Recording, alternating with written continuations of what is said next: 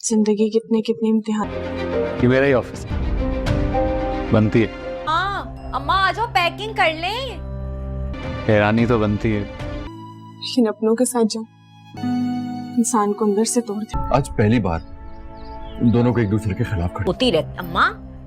अम्मा उठना। Drama serial मोहब्बत रेजा रेजा के आने वाले एपिसोड में आप देखेंगे कि सबाहत और ईसा को जैसे ही अरीशा आकर ये सब कुछ बताएगी कि वहाँ पर कौसर आंटी और निगत ने तो पूरे घर पर कब्जा कर लिया है, और सलमत भी ईसा को यही बताएगा कि मुझे तो बहुत ही बुरा लग रहा था, आंटी ने ये सब कुछ जायदाद के लिए किया था, पर आज उनके ही साथ इतना सब कुछ हो रहा है। कि ईसा को जब बहुत ही बुरा लगेगा और वो इमोशनल हो जाएगा तो सबाहत उसे कहेगी कि संभालें खुद को, मैं जानती हूँ कि ये सब कुछ आप नहीं देख सकते, आपने तो हमेशा उन्हें अपनी सगी माओ से भी ज्यादा समझा। ईसा उसे कहेगा कि अरे ये सब कुछ कैसे कर सकता है, चलो उसे कारोबार चाहिए था, सब कुछ ठीक था, अम्मी के साथ ये सब कुछ करना। सबाहत उसे कहेगी कि दौलत ने उसे अंधा कर दिया है, और तो और वो जिन लोगों के साथ है वो लोग भी अच्छे नहीं हैं, वो लोग मुफाद परस्त हैं, वो किसी को भी इस्तेमाल कर सकते हैं। ईसा उसे कहेगा कि अम्मी को मेरी ज़रूरत है इस वक्त, मैं अम्मी को इस तरह से अकेला नहीं छोड़ सकता, मुझे उनके पास जाना होगा, वो अम्मी को इस तरह से कैसे निकाल सकते हैं घर से। और सबाहत भी वो घर की बात जब याद दिलाएगी उसे कि वो घर तो अम्मी को देकर आए थे, फिर वो वहाँ से अम्मी को क्यों निकाल रहे हैं। ईसा उसे कहेगा क्योंकि उन लोगों को इस बारे में अभी नहीं मालूम कि ये घर किसके नाम पर है। खैर हारिस को तो इस बात का इल्म लग जाएगा कि ये घर दरअसल में ईसा की असल माँ के नाम पर है, और यहाँ से हम अम्मी को निकाल नहीं सकते। कौसर तो ये सुनते ही हैरान हो जाएगी और डर भी जाएगी कि अब हमारा क्या होगा। और फिर हारिस जो कि सामने बैठा होगा वो उसे इलाज करते हुए कहेगी कि बेटा तुम तो मेरे बेटों जैसे हो, तुम जानते हो कि अब इस उम्र में हम कहाँ जाएंगे, और वैसे भी तुम और निगो अलग शिफ्ट होने वाले हो, तो अगर तुम हमें भी अपने घर में रहने के लिए कुछ जगह दे दो। जिस पर वो उसे कहेगा कि मैं आप लोगों को अपने पास नहीं रखूंगा। और फिर कौसर उसे गिड़गिड़ाते हुए कहेगी कि बेटा तुम जानते हो कि ये घर ईसा की माँ के नाम पर है, ईसा यहाँ पर आएगा तो वो तो सिर्फ अपनी अम्मी को ही रहने के लिए कहेगा, हमें यहाँ पर रहने नहीं देगा। खैर हारिस उससे कहेगा कि आप फिक्र ना करें, मैं करता हूँ कुछ। खैर हारिस तो लाख कोशिश करे पर जो कारोबार उसने ईसा से छीना है वो बिल्कुल भी नहीं संभाल पाएगा, और ईसा की ही जरूरत पड़ेगी उसे, और घर भी जो होगा वो भी ईसा आकर अपनी माँ के नाम पर कर देगा।